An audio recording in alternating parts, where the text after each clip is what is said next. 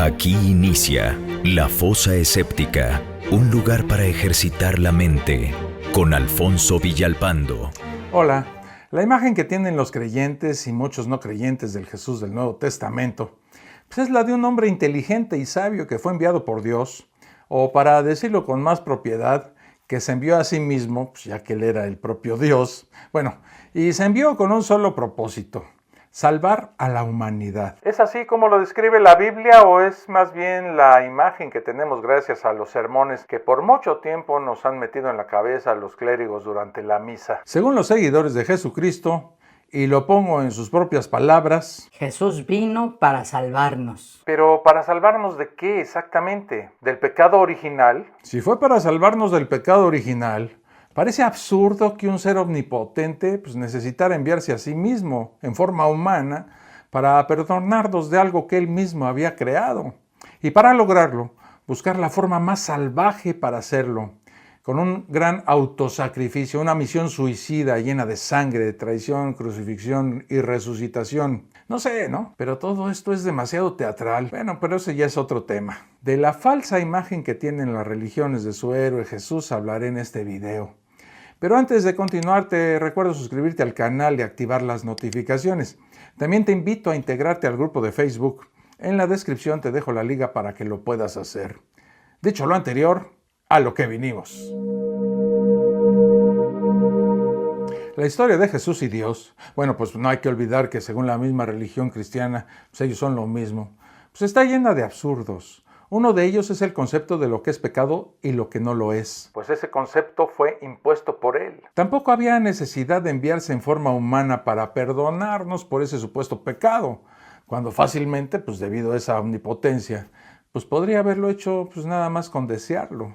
De hecho, para perdonarnos, ni siquiera es necesaria tal cualidad. ¿Entonces vino para salvarnos de los pecados futuros? Si esto es así, después de su aparente suicidio, y digo aparente puesto que según su librito sagrado, ese Dios kamikaze solo nos engañó diciendo que moriría por nuestros pecados, porque resucitó, no al tercer día, sino que solo le tomó día y medio para luego elevarse por los aires para reunirse con él mismo.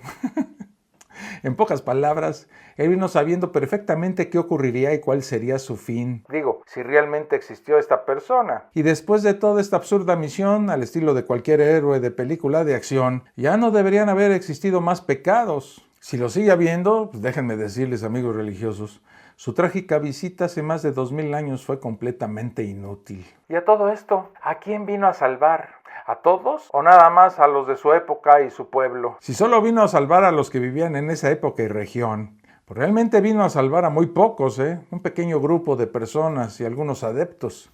Pues el resto del mundo siguió ajeno a lo que sucedía en esa región y los que vivieron en esa región tampoco le creyeron, al menos según los propios evangelios. ¿Entonces a los de épocas futuras? No, tampoco parece que esto sea así, ya que si algo nos ha demostrado la historia, es que ni los propios creyentes y seguidores de dicha secta se han librado de cometer dichos pecados, aunque los católicos muy hábilmente se inventaron eso de la confesión, que es una aparente solución a ese dilema que fue creado por su propia religión. Ya ni para qué mencionar que según esa misma religión, dentro de todos los que insólitamente consigan no pecar, solo los creyentes en dicha religión se salvarán. Eso sí, en un futuro indemostrable después de haber muerto. En pocas palabras, la supuesta venida de ese personaje ni solucionó el problema en el momento, ni solucionó el problema en el futuro.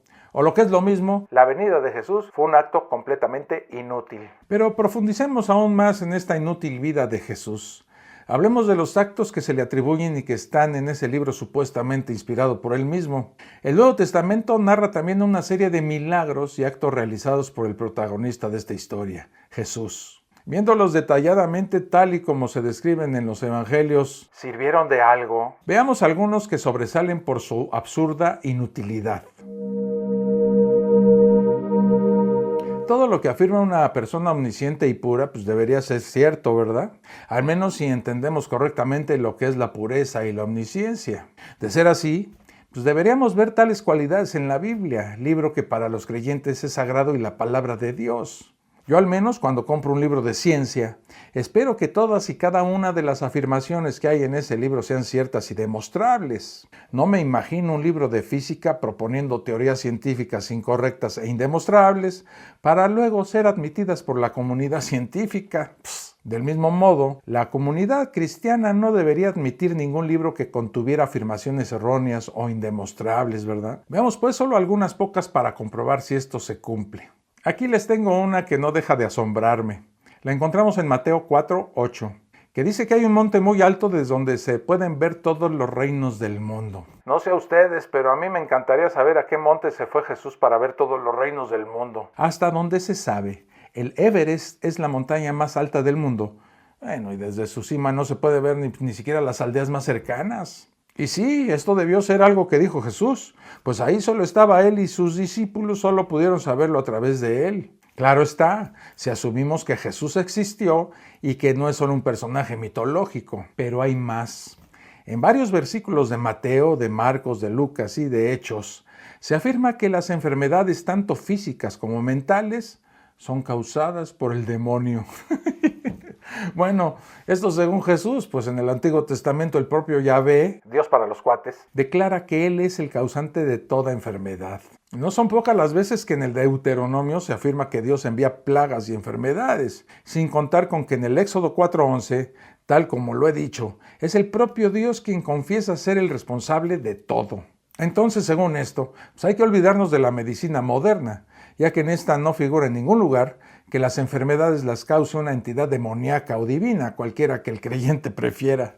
La que les voy a mostrar ahora me da hasta risa. La encontramos en Mateo 7:7-8 y en Lucas 11:9-10, donde se nos dice que todo lo que pidamos se cumplirá. De hecho, para Jesús la fe puede mover montañas y nada es imposible si tienes fe. Esto, por supuesto, es una petición de ingenuidad que solo una persona deshonesta y malvada puede hacer. Más adelante podremos ver algunos ejemplos, aunque nunca me canso de mencionar uno que de tan absurdo merece la mención en este video. Miren, se trata de un creyente cristiano ucraniano que se tiró al foso de los leones en un zoológico de Kiev y cuando iba cayendo iba gritando: Dios me salvará. Ni les digo cómo le fue al pobre, ¿verdad? Que acabó siendo parte del menú de los leones. También en Mateo 13:31-32, podemos leer que las más pequeñas de todas las semillas es la de la mostaza, la cual se convierte en la mayor de las hortalizas al crecer. Bueno, para la información de algunos creyentes atarantados que crean esto, tengo que decirles que la más pequeña de todas las semillas no es la de la mostaza, sino la de la orquídea. Y la mayor de las hortalizas, por supuesto, pues tampoco es la de la mostaza, sino la calabaza. Algunos creyentes, ya saben cómo son, ¿no? Usan la excusa de que esto simplemente pretendía ser una parábola y por ello el texto es puramente metafórico. Pero por favor, hacía falta para dar a entender esto y sabiendo, debido a su omnisciencia, que más tarde podría ser comprobado, añadir en la parábola que esa semilla era la más pequeña de todas las semillas y que luego se convierte en la mayor de todas las hortalizas. Además, el Evangelio de Mateo, que no escribió ningún Mateo, fue escrito sobre el año 85 de la Era Común y su autor, quien quiera que haya sido, pues no fue testigo directo de nada de lo que escribió. Que el creyente tenga la capacidad de saber lo que piensa un personaje de su libro, en este caso Jesús, no me sorprende, ¿eh? Los creyentes saben cómo piensa su Dios porque ellos, aunque suene obvio, son quienes se lo imaginan, quienes lo inventaron. Así, si ellos piensan de una determinada manera, su Dios hará exactamente lo mismo, aun cuando estos cambien de parecer. La mayoría de los creyentes se sienten inspirados por los milagros que se narran en la Biblia y ven en ellos que el personaje del que se habla en ese libro pues es un ser divino, el mismísimo Dios, según la mayoría de las denominaciones cristianas. Por eso seamos coherentes con ello. Vamos a seguirles el juego. Pensemos por un momento que ese personaje, el humano, es también el otro personaje, el divino. Se supone que ese personaje divino es omnisciente y debido a esto, este debería ser práctico y puro, ¿no? A lo que me refiero es que si lo que este personaje pretendía era ayudar, más allá de conseguir la adulación personal, que siempre le estorba a un personaje divino, la opción más sensata hubiera sido dar a todo el mundo una solución. Ya no dijéramos la ayuda directa, ¿verdad? Sino por lo menos herramientas prácticas y desinteresadas para que estos pudieran valerse por sí mismos. Habría, por ejemplo, aportado conocimientos médicos en vez de curaciones locales y un tanto extrañas, desafiando las mismas leyes que supuestamente él mismo creó. Me refiero, por supuesto, a las leyes de la naturaleza. Desde luego le habrían sido de mucha utilidad dichos conocimientos a una humanidad que ya en esa época se enfrentaba a innumerables enfermedades, cosa que solo la medicina ha podido mitigar. O incluso, siendo omnisciente, pudo haber aconsejado sobre algo tan simple como es la higiene, causante hasta hace unos pocos siglos, cuando se tomó en cuenta, de muchas de esas enfermedades y dio una esperanza de vida más corta de lo que es ahora. ¿Hizo algo de eso? ¿Nos dio la vacuna contra la lepra o tuberculosis? Bueno, pues si nos basamos en lo que se cuenta en la Biblia, la verdad es que no hizo nada al respecto.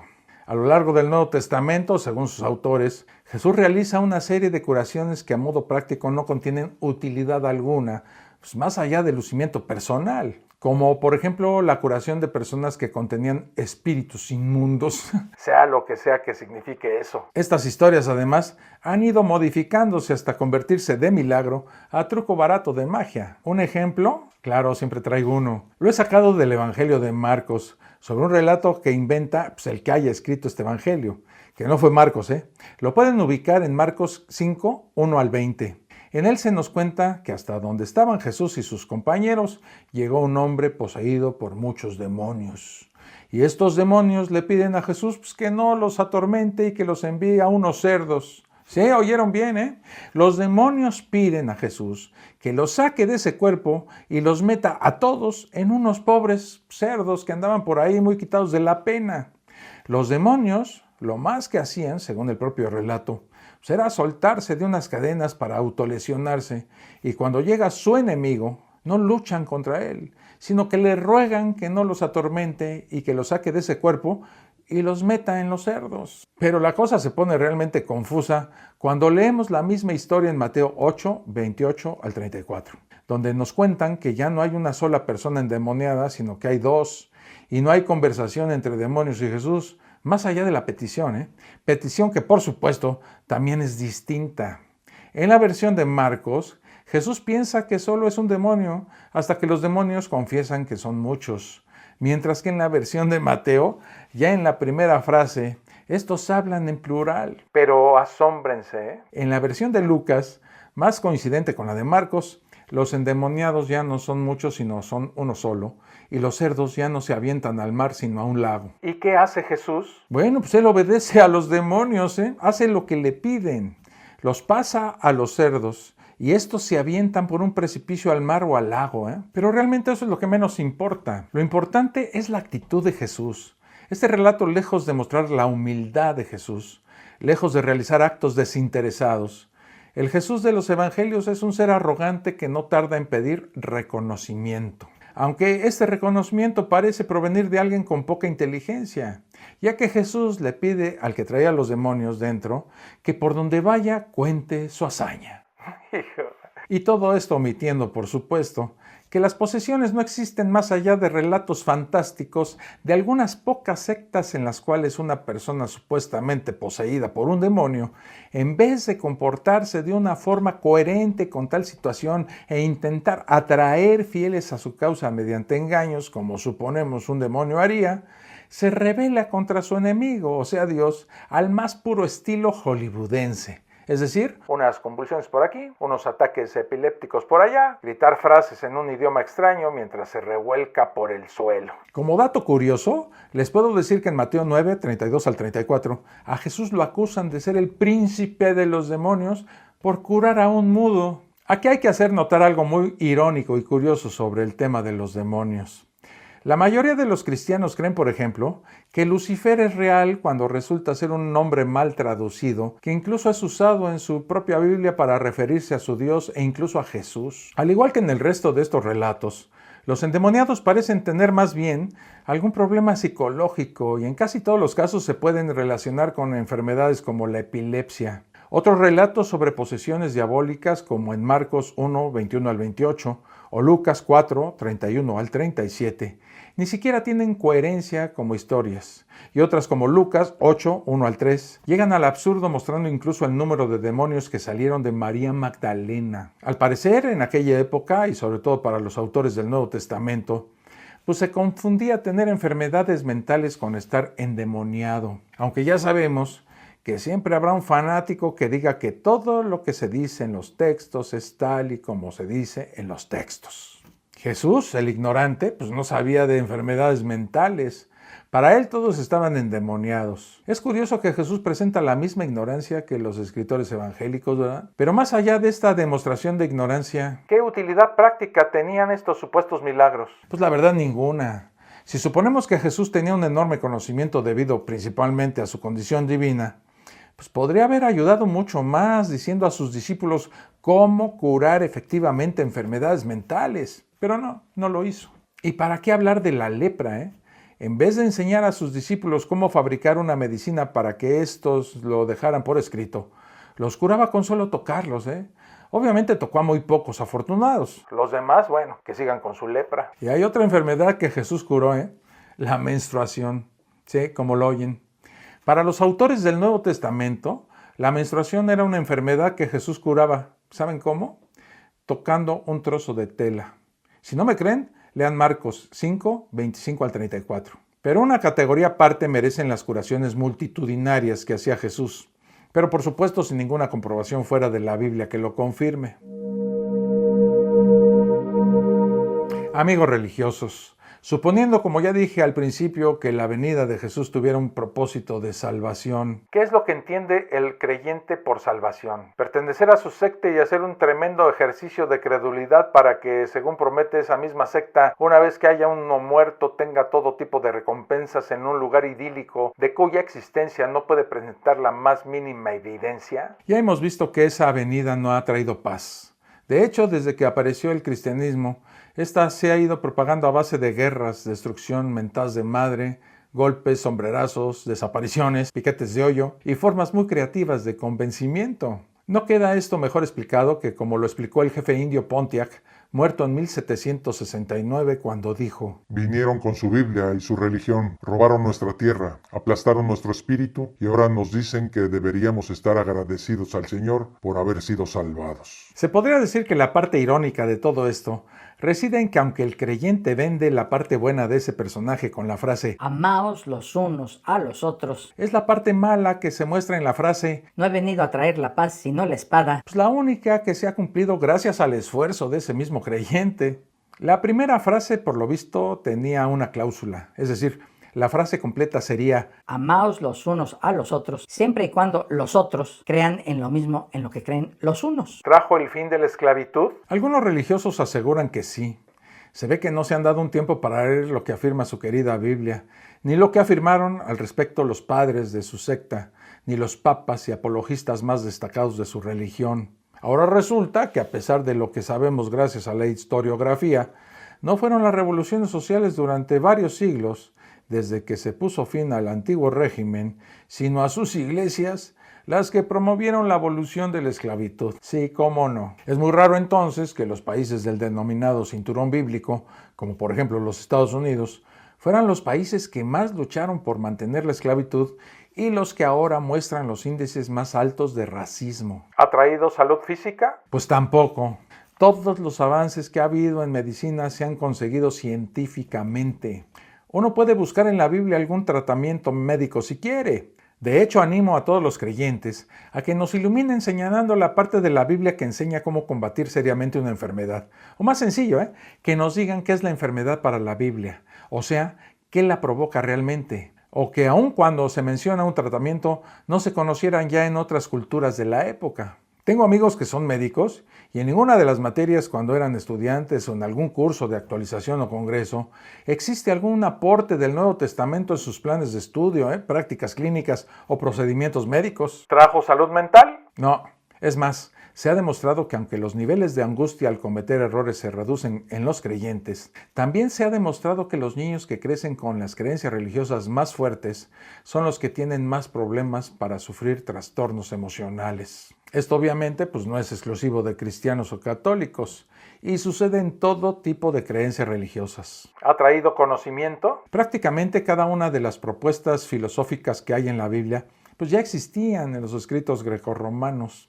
Incluso los padres de la Iglesia, verdaderos fundadores de todo el concepto cristiano, se apropiaron de argumentaciones que habían aprendido de filósofos griegos. ¿Quieren un ejemplo? Bueno, pues la Trinidad ya había sido una propuesta platónica mucho antes de la aparición del judeocristianismo. Basta leer a los apologistas que ha tenido el cristianismo, como Tomás de Aquino, para ver a qué autores toma como referencia. Las creencias religiosas también han sido un freno para la ciencia.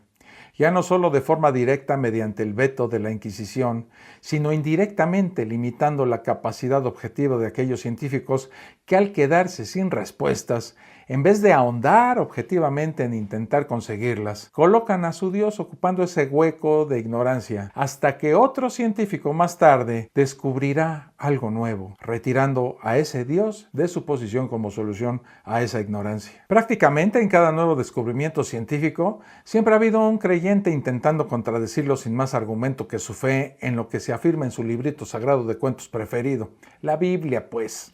Y aseguran que es cierto porque el propio libro dice que es cierto. Son los reyes del argumento circular. Ya hemos visto cómo no solo en los textos no se enseñan nuevos conceptos científicos, sino que por el contrario, se desafían constantemente mediante narraciones donde se ignoran por completo todo tipo de leyes físicas. Se ignora la geología, la astronomía, la biología.